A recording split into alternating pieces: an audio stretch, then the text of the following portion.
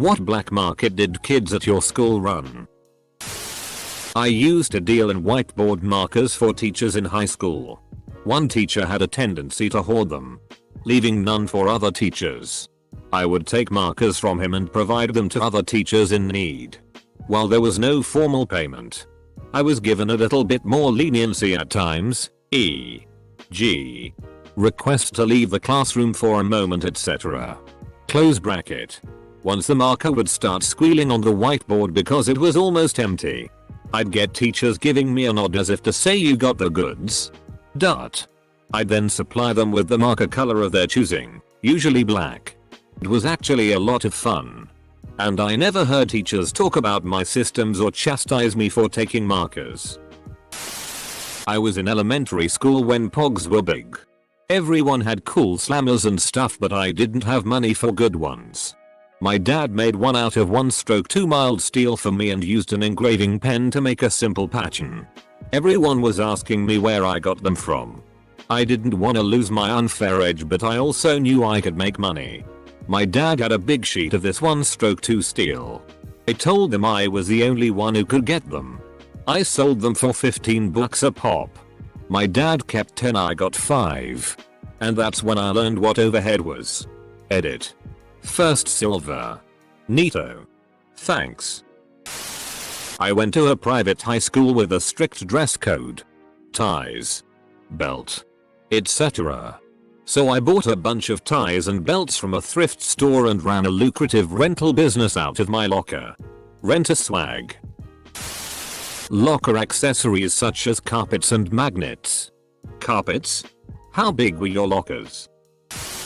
Used to crush up warheads and mix them with sugar. Sold them by the straw with the ends melted. Full stop. 50 a piece. Hey kid. I don't know if this counts, but me and my brother would take money to beat all the challenges in GoldenEye 0074 N64. So people got all the cheats. The invincibility challenge was the toughest. I used to sell Coke, the drink, because they didn't allow fizzy drinks to be brought in. Pablo Frescobar. I have family in NY and would go visit a couple times a year back in high school. Every once in a while we'd visit Chinatown in Nick and I'd end up buying $100's worth of fake watches, Rolex, Tag, Gucci, etc. Return to school and sell them for double than what I paid for them. Pokemon cards we would hide under playground equipment and trade them because the teachers would take them if they saw them. My school used the metallic ends of pencils as a currency. Bronze was rarest, so it was the most expensive. Green was most common, so it was the least. We traded for erasers or pencil cases or a spot up in the 4-square line. Eventually got banned, but we still operated with people acting as banks to keep the currency hidden and to keep transactions hidden. It's actually pretty impressive to trade and maintain value of a fiat currency like that. The location of Forest PRN. A buddy of mine found his mom's dildo when we were 11 years old and he charged people to come and see it. Made a small fortune during that week it lasted. At my school they took all sweets out of the vending machines and replaced them with healthy snacks. In the local town there was a sweet shop where you could buy a kilo of mixed sweets for you a cute 5. So every week I would go there and buy you a cute one of small paper bags and spend the Sunday night before school repackaging them all ready for the week ahead. Come Monday I would go into school and load my bag up every day selling the bags for 50p. G-rated version of repacking and selling drugs. Cuban sandwiches straight out a duffel bag before school. They were bomb. Cheap and way better than the lunch in the cafeteria. The only guy in the school whose family had proper TV channels used to tape wrestling events and rent them out. Apple laptops in middle school. Some had iTunes. Some didn't. And the kids wanted it, so I apparently was the only one who knew how to transfer the installer with my USB. I put it on everyone's laptop for gifts, favors, etc. In return. Got caught by the sub that day. I told her it was my flash drive, I could do what I wanted with it. And that's how I got my second detention of my life. Edit. Gifts were typical middle schoolish tea. Yu-Gi-Oh cards. Fruit snacks. Best food trades during lunch. Gain in popularity and hang out with the cool people. Obviously they were taking advantage of me, but I didn't mind. When I was in the 6th grade, teacher sold candy in between classes at marked up rates. A student decided to undercut her. That put an end to all candy sales. Till the school system hates the free market. In high school, these little game coupons that our teacher gave out for winning class quiz games. Right when people were starting to get scanners, printers in their own homes, some kid made copies of his coupons and sold or traded them to other students. Edit. Since I have some people asking what the coupons could be traded for, it was usually a piece of candy or a pencil with a fun print or something similar. I think the kids ended up getting caught like 2 weeks into the scheme. Edit 2. A lot of people are comparing this to Diary of a Wimpy Kid, which I've heard of but never read before.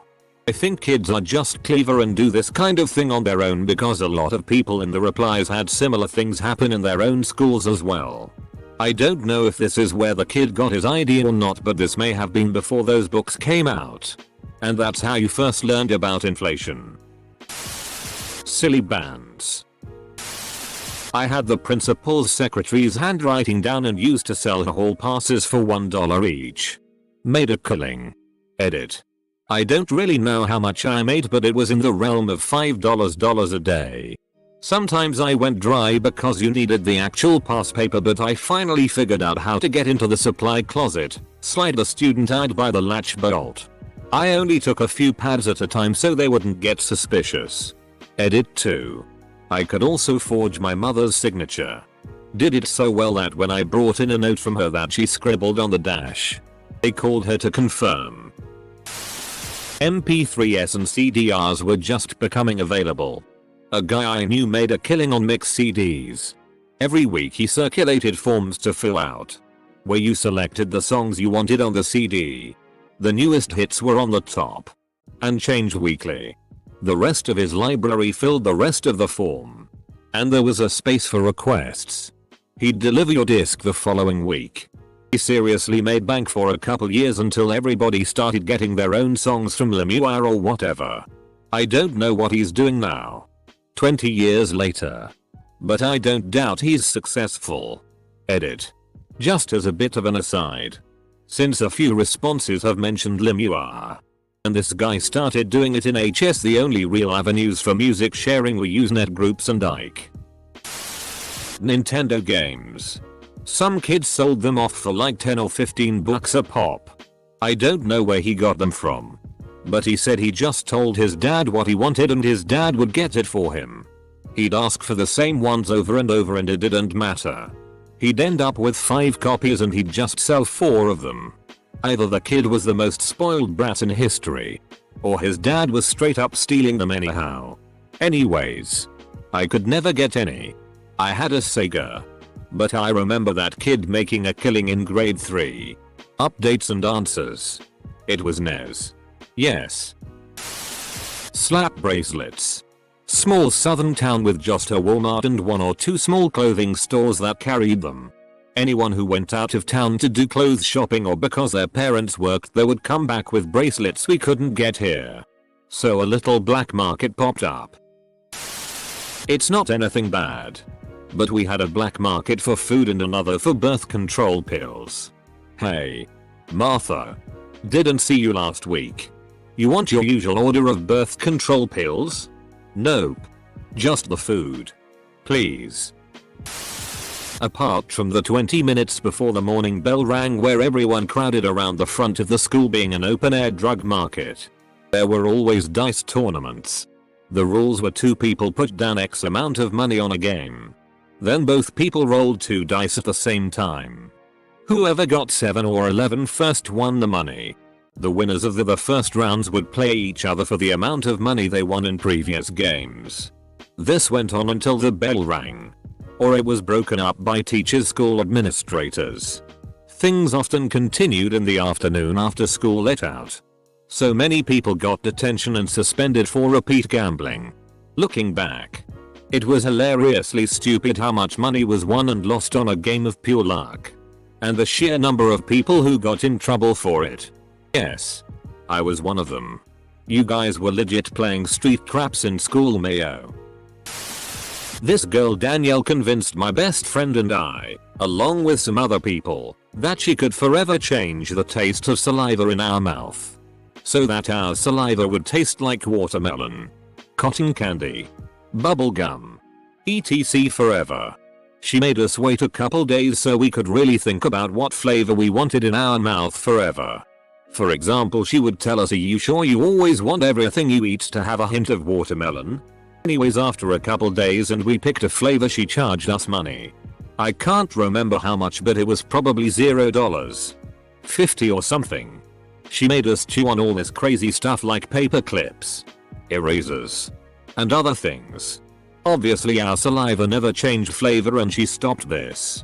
But I worked at Starbucks a couple years ago in my hometown and she came in and didn't even recognize me. And all I could think about was how that girl had me chewing on paper clips. Was she head of her own religion by then? I would buy 6 packs of soda for $1.79 and resell the 6 sodas for a total of $3.00. Not labeled for individual sale, come on bro. 2 years ago I was a sophomore in high school. And freshmen weren't allowed to go off campus but everyone else was. So I'd take orders, go to the local fast food shops, and get the goods. Up the price by about $2 and ended up making about $200 a month. Edit. $200 a month, folks. The swim team or something was selling these fundraiser lollipops and they were insanely popular. I found the website on the wrapper and discovered I could buy my own way cheaper. I could also buy only the popular flavors. So I had only the best flavors and I could undercut the actual fundraisers by a quarter. Still making over 100% profit.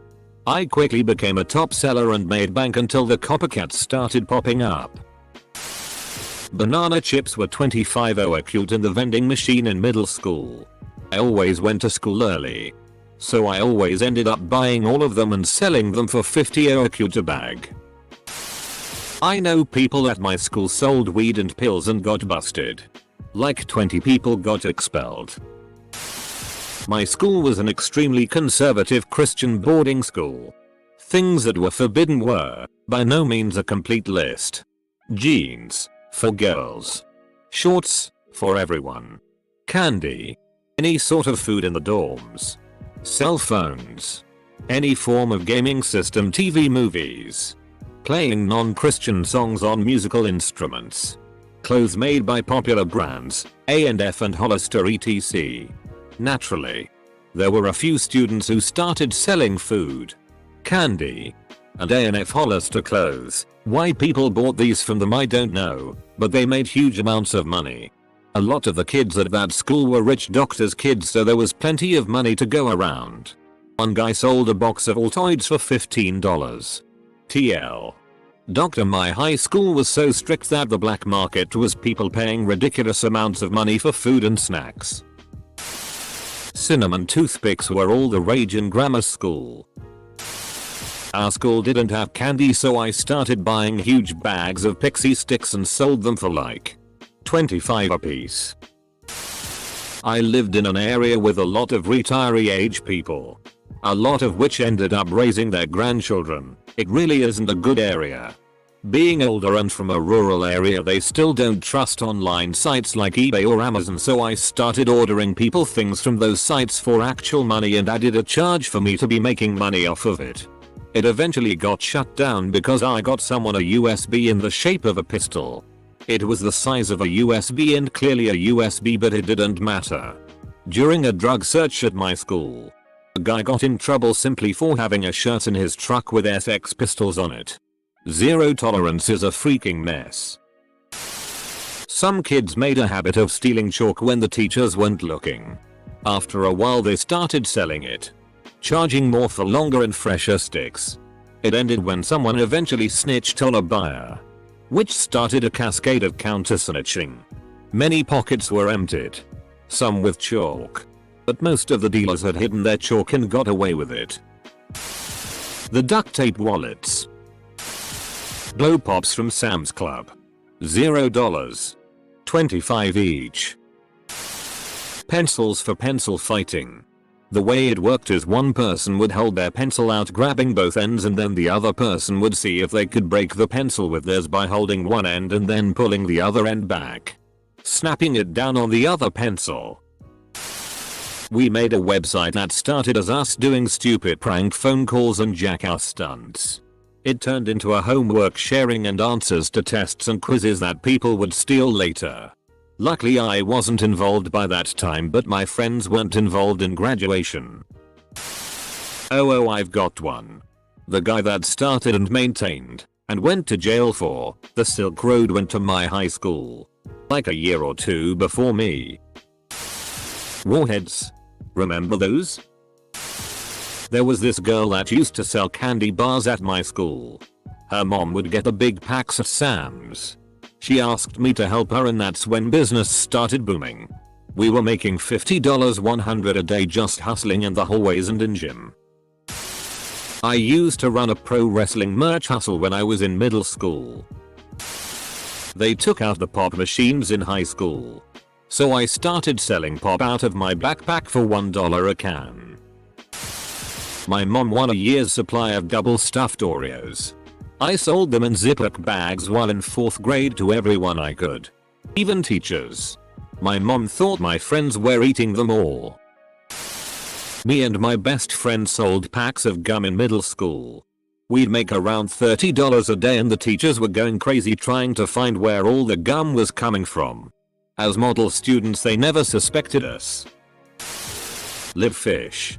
Some Asian kid would walk around school with a few live pet fish in his school bag and sell them. No. Pop rocks in the late 70s. Kid drove 40 miles from Alabama to Catholic school in Georgia and got M and Allen double the price in GA. Sister Charles broke up the ring before we could find out if drinking Coke and eating Pop rocks blew up your stomach. In my primary school we had some disabled kids and they had these special crayons that wrote really well, so some kids would steal them and trade them for Pokemon cards and random toys. Yo.